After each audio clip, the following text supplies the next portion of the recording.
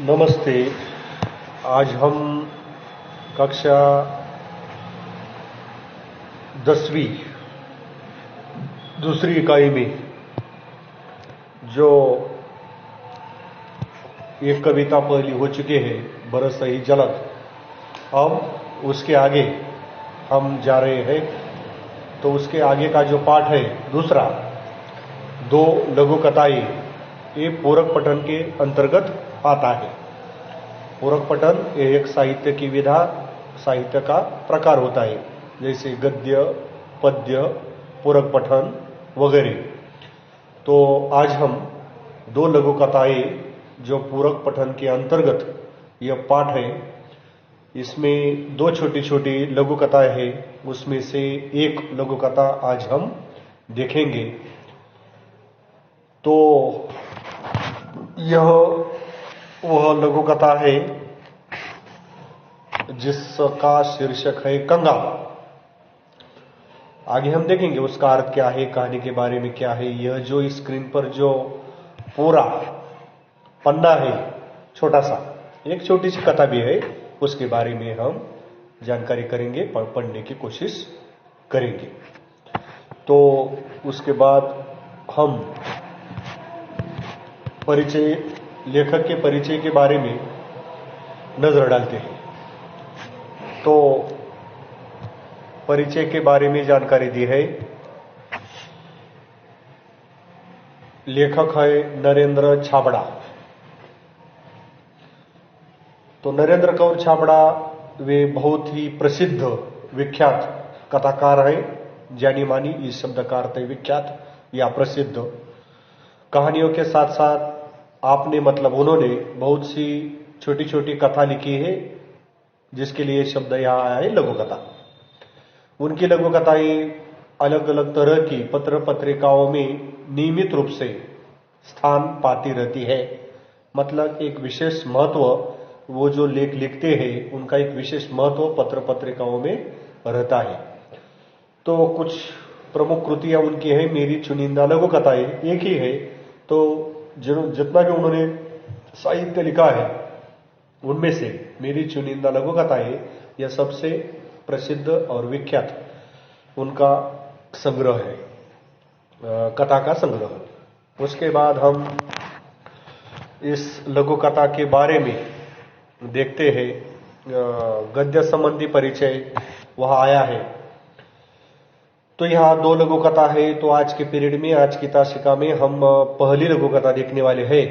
और इस लघु कथा में जो मध्यवर्ती कल्पना हम जिसे कहते हैं, या सारांश कहते हैं, सार कहते हैं, तात्पर्य कहते हैं, उसकी एक नजर, एक उसकी छोटी सी झलक इस गद्य संबंधी इस परिचय में दी गई है। उस पर भी हम थोड़ी सी अब नजर डालने वाले हैं। तो इस लघु कथा में जो लेखिका है,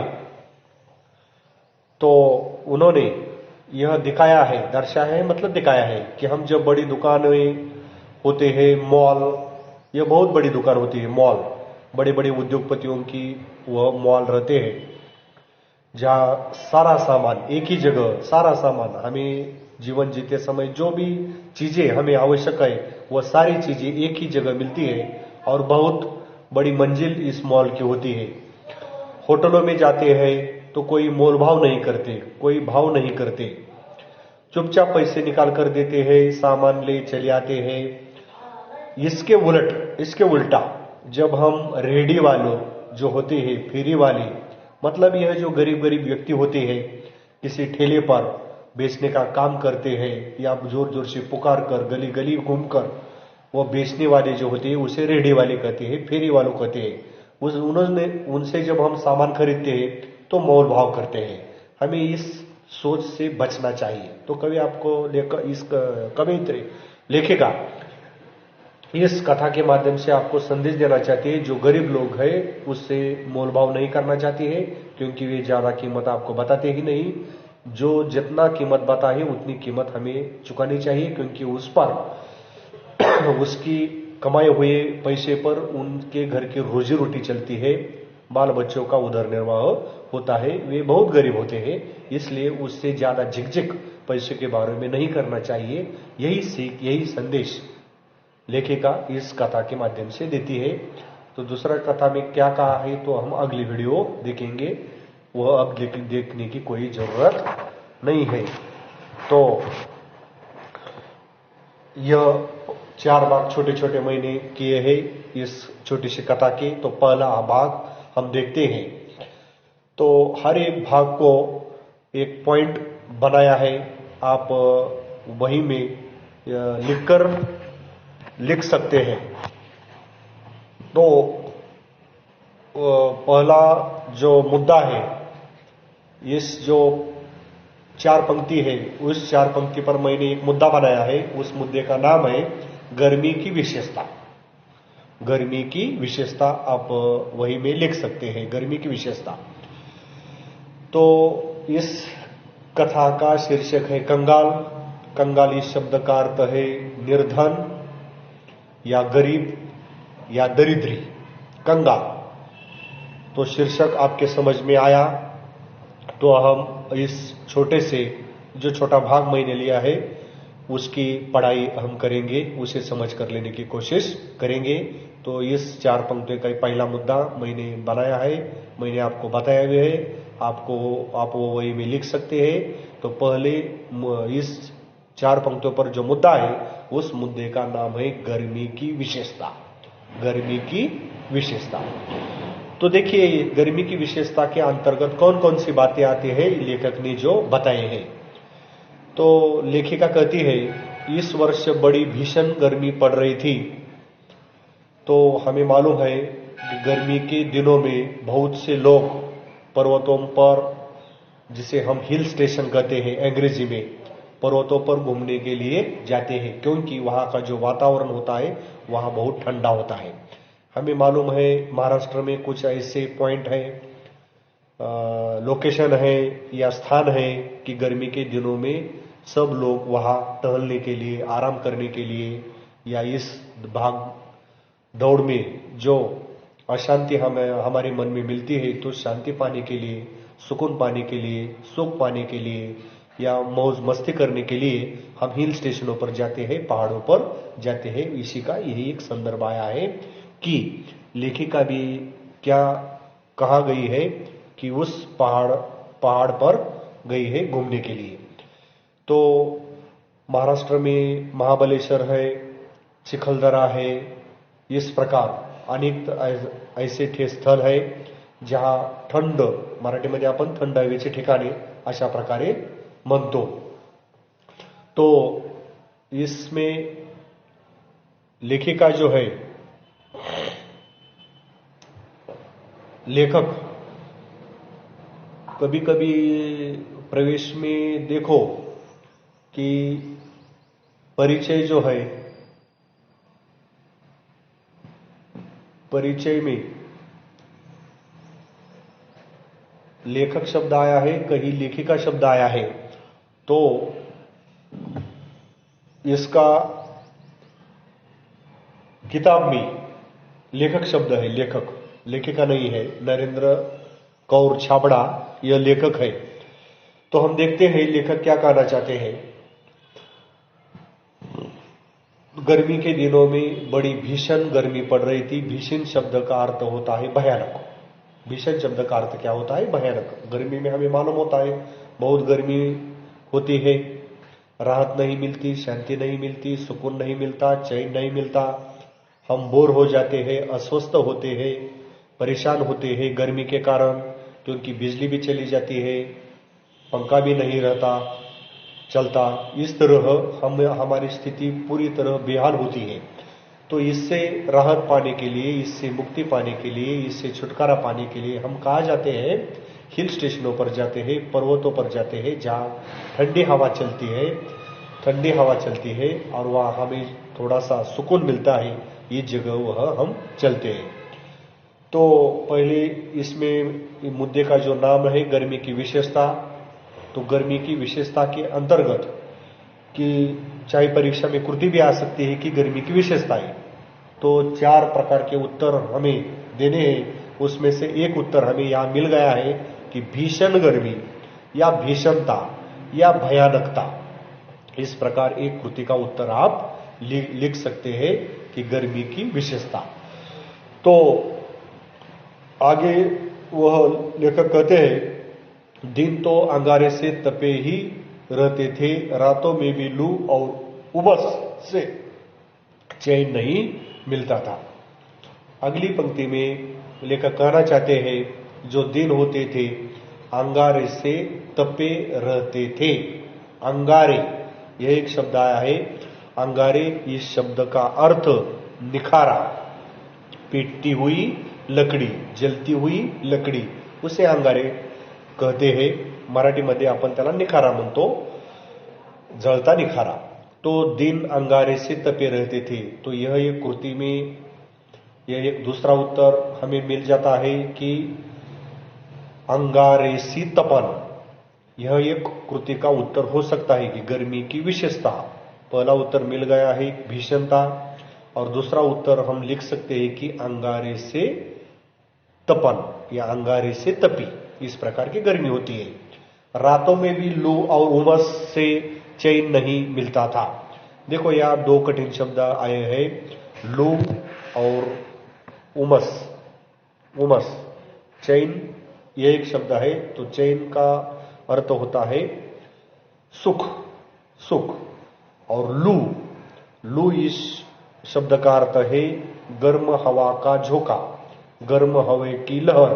मराठीमध्ये आपण त्याला झळया म्हणतो, की आपल्याला उन्हाळ्यामध्ये झाडाखाली जरी बसलं तर नांगरट केलेली असते, पाण्याचं प्रमाण कमी असतं आणि लांबून आपल्याला असे पाणी दिसल्यासारखे किंवा झळया दिसल्यासारखे आपल्याला दिसतात। तो लू इस शब्द का अर्थ है कि गर्म हवा का झोंका, गर्म हवा की लहर। और उमस, उमस एक शब्द आया है। उमस का अर्थ होता है हवा न चलने से मालूम होने वाली गर्मी, हवा न चलने से मालूम होने वाली गर्मी। मराठीमध्ये आपण याला उकाडा किंवा आपल्याला उकडतंय अशा प्रकारे आपण म्हणतो, की शरीराचं अतिशय पाणी पाणी होऊन जातं, आपली स्थिती अतिशय बेहाल अशा प्रकारची होऊन जाते। तर उमस याला आपण मराठीमध्ये उकाडा अशा प्रकारे म्हणतो, अतिशय उकाडा। तो लू और उमस से चैन नहीं मिलता। तो किससे चैन नहीं मिलता? एक छोटी सी कृति भी हो सकती है कि उमस, लू और उमस। लू मतलब गर्म हवा का झोंका, गर्म हवा की लहर, और उमस इस शब्द का अर्थ है हवा न चलने से मालूम होने वाली गर्मी। तो लेखक कहते हैं कि मैंने सोचा यह जो मौसम है वह कोई ठीक ठाक नहीं है, वह लिजलिजा भी है और घुटन भरा भी है। लिजलिजा और घुटन भरा, यह भी कठिन शब्द है। तो लिजलिजा इस शब्द का अर्थ होता है बेढंगा, अशोभनीय या अव्यवस्थित, जो ठीक ठाक नहीं है, लिजलिजा। और घुटन भरा इस शब्द का अर्थ होता है सांस लेने में होने वाली कठिनाई। देखो हम कई कारखाने की ओर कभी कभी जाते हैं, जो MIDC होती है, कभी कभी कई कारखानों में ऐसी बदबू चलती है, बहुत दुर्गंध की वायु चलती है। तो ऐसी दुर्गंध भरी वायु में हम सांस की तरह से नहीं ले सकते, तो इसे घुटन कहते हैं। घुटन भरा मौसम, मौसम की विशेषता है। मौसम के लिए दो विशेषण यहाँ आए हैं। पहला विशेषण है लिजलिजे और दूसरा विशेषण है घुटन भरा। किस लिए यह विशेषण आए हैं? मौसम के लिए विशेषण आए हैं, इस प्रकार।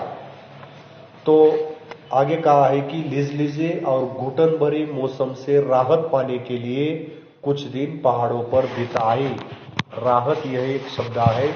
तो राहत इस शब्द का अर्थ होता है शांति या सुख या समाधान या चैन।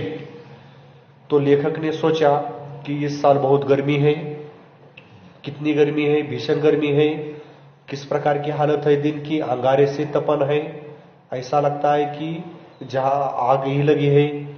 और रात में भी ठंडक नहीं पहुंचती, रात में भी लू आती है। लू मतलब गर्म हवा के झोंके, और उमस मतलब हवा न बहने के कारण जो कठिनाई होती है या गर्म हवा होती है, वह उमस और लू, इससे भी हमें चैन नहीं मिलता। और वह जो मौसम है लिजलिजा और घुटन भरा मौसम है, इस मौसम से शांति पाने के लिए इस प्रकार के अव्यवस्थित लिजलिजा मौसम से मुक्ति पाने के लिए, राहत पाने के लिए, शांति पाने के लिए कुछ दिन उन्होंने सोचा कि मैं पहाड़ पर घूमने के लिए जाता हूं। तो इस छोटे से परिच्छेद में हमें यह मालूम पड़ता है कि लेखक ने पहाड़ों पर घूमने की योजना बनाई और परीक्षा से संबंधित यह महत्वपूर्ण कौन सी जानकारी मिलती है यहाँ कि मैंने मुद्दा का नाम दिया था पहला कि गर्मी की विशेषता। तो 4 प्रकार के उत्तर आप लिख सकते हैं, 2 अंकों के लिए यह कृति आ सकती है। तो उसके पहला जो उत्तर है भीषण, गर्मी की विशेषता, वह भीषण या भयानकता ऐसा भी लिख सकते हो, भीषणता यह भी लिख सकते हो। या दूसरी विशेषता अंगारों से तपन, अंगारों से तपे या अंगारों से तपन, इस प्रकार का उत्तर लिख सकते हैं। लू चलना, लू चलना यह तीसरा उत्तर हो सकता है और उमस होना यह चौथा उत्तर हो सकता है। तो गर्मी की विशेषता यह जो कृति है इसके 4 उत्तर आपके समझ में आए होंगे। पहला गर्मी की विशेषता के 4 उत्तर, उसमें से पहला भीषणता, दूसरा उत्तर अंगारों से तपन, तीसरा उत्तर लू चलना, लू का अर्थ मैंने बताया गर्म हवा की लहर, गर्म हवा का झोंका, और उमस, उमस इस शब्द का अर्थ है कि हवा न चलने पर होने वाली गर्मी, मालूम होने वाली गर्मी, उमस। इस प्रकार की 4 कृतियां आप लिख सकते हैं। तो 4 कृतियां लिखने पर आपको 2 अंक सहजता के साथ, आसानी के साथ मिलेंगे। तो हमने देखा कि इस पहले छोटे से भाग में लेखक ने घूमने की योजना बनाई और वो पहाड़ों पर घूमने के लिए गया है। इसके बाद हम आगे का छोटा सा भाग देखते हैं। तो यह है दूसरा छोटा सा भाग आगे का। तो इसमें यह भी एक 5-6 पंक्ति का छोटा सा भाग है। इस पर एक मैंने मुद्दा बनाया है, उस मुद्दे का नाम है, आप लिख सकते हैं पर्वतीय जगह का प्राकृतिक सौंदर्य, पर्वतीय स्थल का प्राकृतिक सौंदर्य या पर्वतीय ठिकान का प्राकृतिक सौंदर्य। इस प्रकार यह दूसरा मुद्दा है। पहला मुद्दा मैंने बताया था गर्मी की विशेषता, और दूसरा मुद्दा मैंने अभी बताया कि पर्वतीय स्थल का प्राकृतिक सौंदर्य। तो देखते हैं इसमें कौन कौन सी बातें लेखक ने बताए हैं, कौन कौन सा वर्णन किया है, उसको हम समझ में लेने की कोशिश करते हैं। तो अगले सप्ताह पर्वतीय स्थल की यात्रा पर लेखक निकल पड़ा। 2-3 दिनों में मन ही मन सुकून सा महसूस होने लगा था। सुकून इस शब्द का अर्थ है शांति या राहत या सुख या आनंद या तृप्तता, और वहां का प्राकृतिक सौंदर्य। अब उन्होंने प्राकृतिक सौंदर्य की क्या विशेषता है, यह इसका वर्णन लेखक ने किया है। तो उसमें से पहला हरे भरे पहाड़, पहाड़ जो होते वे हरे भरे होते हैं, जहां देखो हरियाली हरियाली वहां रहती है। गर्व से सीना ताने खड़े, दीर्घता सिद्ध करते वृक्ष। तो सीना ताने खड़े रहना यह एक मुहावरा है, सीना ताने खड़े रहना।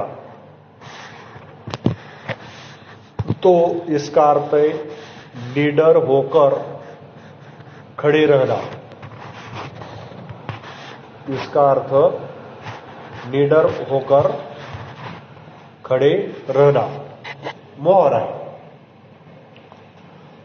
तो दीर्घता मतलब भव्य दिव्य, बहुत ऊंचे, बहुत उसका विस्तार, बहुत बड़े बड़े वृक्ष, उसे दीर्घता कहा है। और हरे भरे पहाड़, गर्व से सीना ताने मतलब बहुत ऊंचे ऊंचे वृक्ष, और भव्य दिव्य वृक्ष, विस्तार उस वृक्षों का बहुत बड़ा था। 100 साल के 200 साल से वो वृक्ष खड़े हैं, इसलिए महाकाय शब्द वृक्षों के लिए आया है दीर्घता। पहाड़ों की नीरवता, नीरवता यह एक शब्द आया है। तो नीरवता इस शब्द का अर्थ है शांतता। रव इस शब्द का अर्थ है आवाज, और नी मतलब नहीं, आवाज नहीं। नीरव इस शब्द का अर्थ है शांतता। तो पहाड़ों की शांतता, यह भी एक प्राकृतिक सौंदर्य की या पर्वतीय स्थल के सौंदर्य की विशेषता ही है। हल्का सा शोर कर, शोर मतलब आवाज, अपना अस्तित्व सिद्ध करते झरने। हमें मालूम है पहाड़ों में झरने, छोटे छोटे झरने बहते हैं। ज्यादातर नदियों का जो उद्गम होता है वह पर्वतीय स्थानों में ही होता है। हमारे जो इलाके में जो नदी है सभी को मालूम है, भीमा नदी, उस नदी का नाम है, उसका जो उगम है, उद्गम है, हम सभी को मालूम है, भूगोल में उसके बारे में जानकारी है। तो भीमाशंकर इस जगह भीमा नदी का उद्गम हुआ है। चाहे गंगा हो, गंगोत्री में, पहाड़ों में गंगोत्री, गंगा नदी का उद्गम स्थान गंगोत्री, इस तरह हर एक नदी का उगम होता है, उगम स्थान होता है, और वह पर्वतों में ही ज्यादातर उगम स्थान होता है। झरने से ही नदी का जन्म होता है। सबसे पहले छोटा सा झरना होता है, आगे निकलकर पहाड़ों का सारा पानी एकत्र होता है और उसका रूपांतर, झरने का रूपांतर नदी में होता है और नदी आगे निकलकर सागर में जाकर मिलती है। तो झरने यह भी एक विशेषता है। और मन बदलाव के लिए पर्याप्त थे। पर्याप्त इस शब्द का अर्थ है बहुत या बेहद, भरपेट।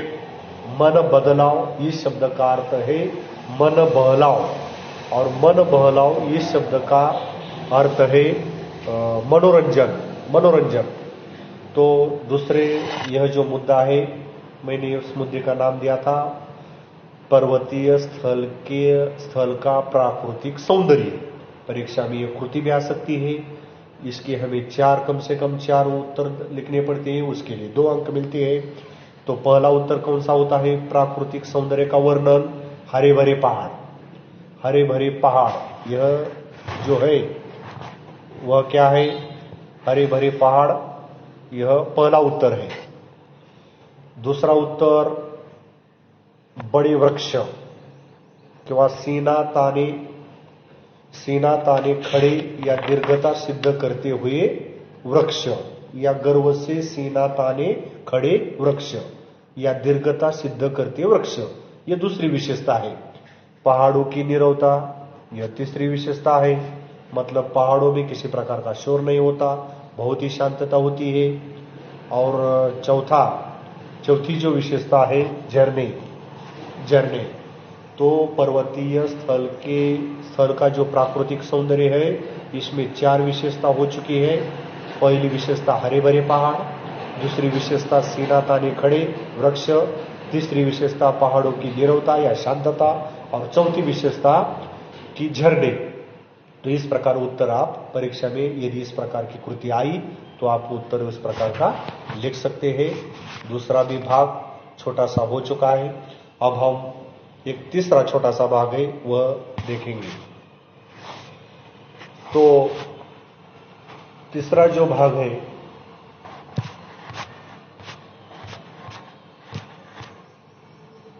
यह है, इसका भी मैंने एक मुद्दा तैयार किया है, वह आप लिख सकते हैं बही में। तो इस मुद्दे का नाम है लेखक की भुट्टे वाले से बातचीत। इस मुद्दे का नाम क्या है कि लेखक की भुट्टे वाले से बातचीत। तो देखते हैं इस मुद्दे के अंतर्गत कौन कौन सी जानकारी आई है। तो लेखक पहाड़ों पर घूमने के लिए गया है। शाम का वक्त था, झील किनारे टहल रहे थे। झील यह कठिन शब्द है, तो झील इस शब्द का अर्थ जो है सरोवर, छोटा सा सरोवर, झील, उसके किनारे, उसके तट पर लेखक टहलने के लिए निकला था। टहलना मतलब घूमना। तो शाम का समय था, लेखक पहाड़ों पर घूमता था। वहां नदियां भी होती है, कहीं कहीं तालाब भी होते हैं, छोटे छोटे सरोवर भी होते हैं, उसे झील कहा है। छोटी सी झील, छोटा सा सरोवर था और उसके तट, उसके किनारे लेखक घूमने के लिए गया है, क्योंकि लेखक अपने मन का मनोरंजन करने के लिए गया है, टहलने के लिए गया है, घूमने के लिए गया है। कहाँ गया है? पर्वतों पर गया है। तो वहां अनेक तरह के लोग होते हैं जो घूम घूम कर कुछ खाने पीने की वस्तुएं बेचते हैं। ऐसा ही एक आदमी से बातचीत लेखक की हुई है और वह आदमी है भुट्टे वाला। भुट्टे, इससे मराठी में याला मराठीमध्ये आपण म्हणतो मक्याचं कणीस. मक्याची जी कणसं असतात, ओली कणसे, त्याचा पाला काढून विस्त्यावरती किंवा निखारावरती ते भाजतात आणि त्याला मसाला लावतात, मीठ लावतात आणि तिखट मीठ लावून त्या पर्यटकांना खाण्यासाठी ते काय करत असतात, देत असतात, विक्री करत असतात आणि त्यातून आपल्या कुटुंबाचा उदरनिर्वाह किंवा पोट भरण्याचा ते प्रयत्न बिचारी गरीब लोक करत असतात. इसी प्रकार का एक गरीब आदमी जो भुट्टे वाला लेखक के पास आया और लेखक ने उससे भुट्टे वाले से कहा कि भुट्टे वाले ने लेखक से कहा कि क्या साहब आप भुट्टा लेंगे, आप भुट्टा खरीदना चाहेंगे? मैं बहुत ही मैंने गरम गरम किए हैं और मसाला लगा कर दूंगा, भून कर दूंगा, मतलब गर्म किया हुआ है, उस अग्नि पर तब तपाया है और मसाला लगा कर दूंगा, क्योंकि मसाला लगाने से उसकी स्वादिष्टता में और भी बढ़त होती है और भी वह खाने में स्वादिष्ट लगता है. और सहज ही पूछ लिया. तो लेखक ने उस भुट्टे वाले को प्रश्न किया कि कितने में तुम भुट्टा बेचते हो? उस भुट्टे वाले ने जवाब दिया कि मैं 5 रुपयों में एक भुट्टा बेचता हूं. तो लेखक को आश्चर्य हुआ कि लेखक के मतानुसार उन्होंने ज्यादा कीमत भुट्टे वाले ने बताई है, इसलिए उसे आश्चर्य हुआ. और लेखक कहते हैं क्या 5 रुपए में एक भुट्टा? वह जिस शहर में रहता है उस शहर में तो 2 रुपए में ही भुट्टा मिलता है, इसलिए तुम ऐसा करो कि तुम मुझे 3 भुट्टे दे दो 5 रुपए के बदले में. लेकिन वह जो भुट्टे वाला होता था वह मोलभाव में कम ज्यादा करने वाला नहीं था. जो एक भाव उन्होंने बताया है वो उसी हिसाब से वह सारे भुट्टे बिकने वाला था. इसलिए उन्होंने लेखक से कहा कि नहीं साहब, मैं आपको 5 रुपए में 3 भुट्टे किसी भी हालत में नहीं दे सकता हूं. आप यदि आपकी इच्छा हो तो मुझसे आप ले सकते हो, आपकी इच्छा नहीं तो ठीक है, कोई बात नहीं है, लेकिन मैं तुम्हें 5 रुपए से कम भुट्टा बिल्कुल नहीं बिक सकता. तो लेखक ने भी कहा मेरी भी इच्छा नहीं है, तुम जा सकते हो. और लेखक क्या हो गया, आगे बढ़ गया. तो यह जो तीसरा मुद्दा है, मैंने बताया कि लेखक की भुट्टे वाले से बातचीत. तो लेखक पहाड़ों में घूमने के लिए गया है और वहां लोग वहां घूमते समय, टहलते समय, चलते समय हम थक जाते हैं, थकान आती है और इससे हमें भूख भी लगती है. तो कई लोग ऐसे होते खाने पीने की चीजें बिकते हैं और उससे हम खरीदते हैं और उससे कुछ चीजें हम खाते भी हैं, पानी पीते हैं, कोई कोल्ड ड्रिंक्स पीते हैं, जिससे हमें थोड़ी सी ताकत आती है, हमें थोड़ी सी ऊर्जा आती है. तो इसी तरह का एक भुट्टे वाले से बातचीत, यह एक छोटा सा प्रसंग तीसरे मुद्दे के अंतर्गत आया है. इस पर भी अनेक सारी कृतियां पूछ सकते हैं कि लेखक की भेंट किससे हुई, आप बता सकते हैं भुट्टे वाले से हुई. लेखक ने भुट्टे वाले ने दाम कितना बताया भुट्टे का, तो आप उत्तर लिख सकते हैं 5 रुपए का. तो लेखक ने 5 रुपए में कितने भुट्टे मांगे, तो 3 भुट्टे मांगे. तो क्या अंत में वह भुट्टे वाले ने लेखक को भुट्टे दिए, तो इसका उत्तर है नहीं, क्योंकि वह 5 रुपए से कम भुट्टा बेचने वाला नहीं था और लेखक की भी 5 रुपए में एक भुट्टा खरीद लेने की इच्छा नहीं थी. ठीक है, तो अंतिम जो भाग है उसका तो वह हम देखेंगे. तो यह है अंतिम भाग. और इस पर भी मैंने एक चौथा मुद्दा तैयार किया है. उस मुद्दे का नाम है लेखक का मन परिवर्तन. लेखक का मन परिवर्तन. देखो, इस छोटी सी कथा है, इसके चार पांच पंक्तियों को मैंने 4 भाग किए हैं. प्रत्येक भाग को एक मैंने मुद्दा बनाया है, उसका अलग अलग नाम रखा है. आपको याद होगा पहला मुद्दे का जो नाम है वह कौन सा है? पहले मुद्दे का जो नाम है वह गर्मी की विशेषता थी. दूसरा मुद्दा था पर्वतीय स्थल का प्राकृतिक सौंदर्य. तीसरा मुद्दा था भुट्टे वालों से बातचीत. और यह चौथा और अंतिम मुद्दा है, और इस मुद्दे का नाम है लेखक का मन परिवर्तन. क्यों कहा है ऐसा? क्योंकि तीसरे मुद्दे में कहा है कि लेखक 5 रुपए से कम भुट्टा खरीदने को तैयार नहीं था, लेकिन अब इस मुद्दे में क्या हुआ है कि उसका मन परिवर्तन हो चुका है और वह भुट्टा खरीदता है या नहीं खरीदता, कम पैसे में लेता है या 5 रुपए में खरीदता है, इसकी जानकारी इस मुद्दे के अंतर्गत आती है। तो हम देखेंगे इस पीरियड का अंतिम मुद्दा कि लेखक का मन परिवर्तन या लेखक के मन परिवर्तन के कारण कौन से कारण है। तो बहुत ही सुंदर यह संदेश लेखक ने इन 4-5 पंक्तियों में दिया है। हमें भी जीवन में याद रखने लायक या ध्यान रखने लायक ये बहुत अच्छी पंक्तियां हैं। तो देखते हैं। तो लेखक एकाएक पैर ठिठक गए। ठिठक यह एक शब्द आया है। ठिठकना इस शब्द का अर्थ है अचानक रुक जाना। ठिठकना इस शब्द का अर्थ क्या है? अचानक रुक जाना। तो लेखक के मन में विचार आया कि उनके जैसे लोग पहाड़ों पर घूमने का शौक रखते हैं और हजारों रुपए खर्च करते हैं। तो लेखक के दिमाग में देखो विचार चक्र आया कि वह उन्होंने एक 5 रुपए का भुट्टा देने से इनकार किया, लेकिन लेखक जैसे लोग क्या करते हैं? पहाड़ों पर घूमने के लिए हजारों रुपए खर्च करते हैं। उसमें कोई विचार नहीं करते, हजारों लाखों रुपए खर्च करते हैं। लेकिन जब किसी गरीब से छोटी सी चीज लेते हैं, भुट्टा या और कोई भी हो, 5 रुपए की हो, 10 रुपए की हो, 20, 50, 100 रुपए की हो, वे बेचारे उस पर ही उनका जीवन निर्भर होता है, उस पर भी बाल बच्चों का पेट पलता है।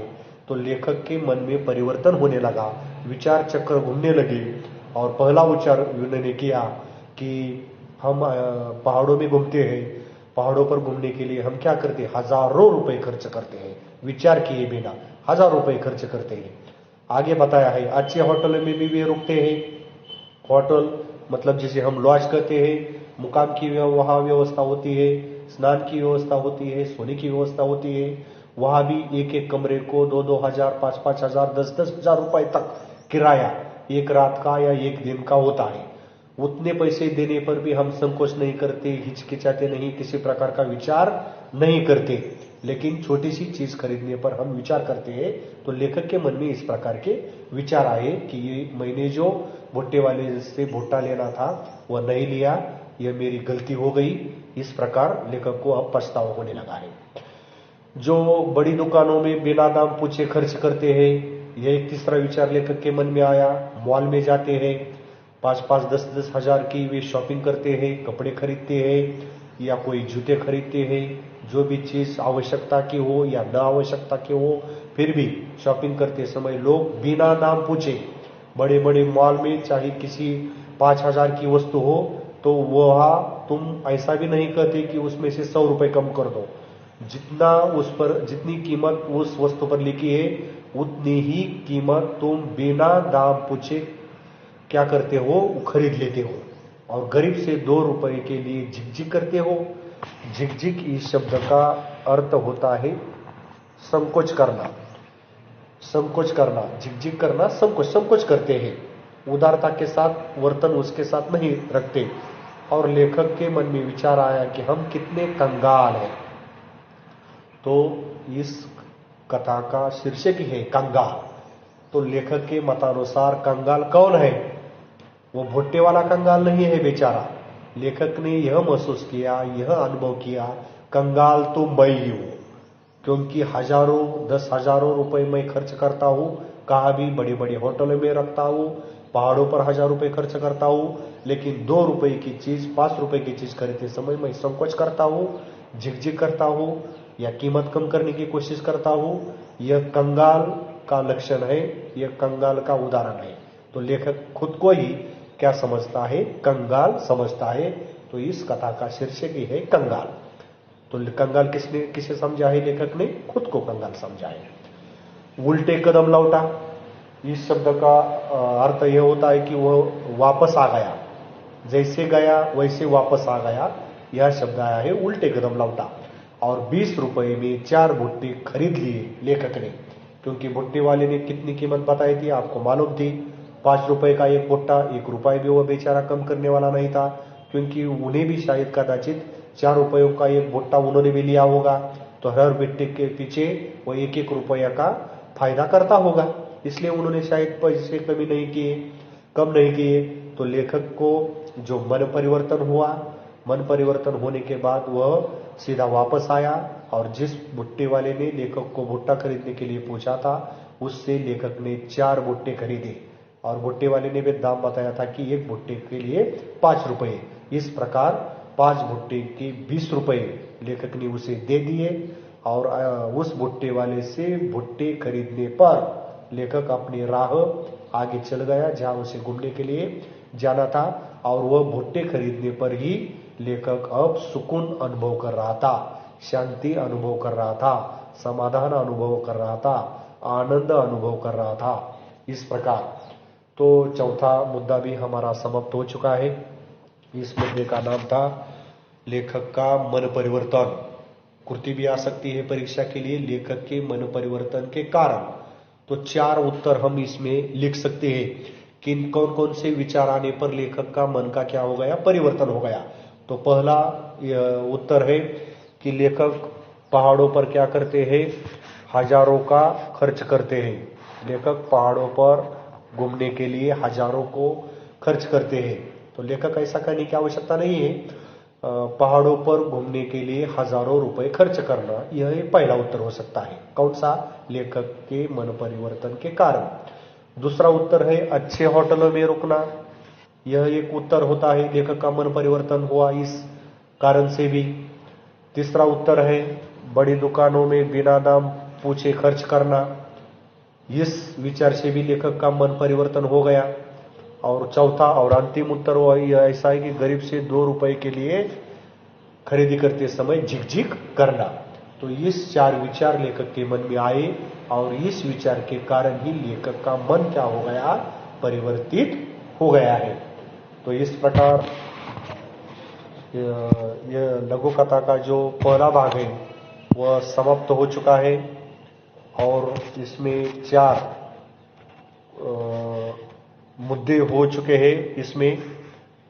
तो 4 जो मुद्दे हैं, यह जो स्क्रीन पर जो पूरी कथा है इसके मैंने 4 छोटे छोटे भाग किए थे। तो पहला जो भाग था हमने यहां तक लिया था और इसका मुद्दा बनाया था। इस मुद्दे का नाम था गर्मी की विशेषताएं। दूसरा एक भाग मैंने किया था, यहां तक किया था और यह पहला भाग हो गया और यह दूसरा भाग।